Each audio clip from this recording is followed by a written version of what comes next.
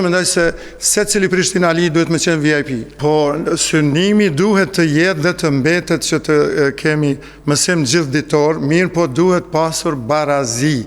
E ne tash e kemi rajonet të tëra të cilat nuk kanë shkolla fillore dhe të mesme dhe së pari duhet të qitet prioriteti që të mbulohen me objekte të gjitha shkollat dhe më pastaj të shikohet shpërndarja më e mirë e nxënësve nëpër këto objekte dhe të mos të shkojmë që disa shkolla të janë me mësim gjithditor, ndërsa disa tjera të kanë dy ndrime apo trime nga 36 dhe 40 nxënës, ku kushtet higjienike për shkak numrit të lartë janë të nivelit të kampeve të refugjatëve, ato lirisht ju tham.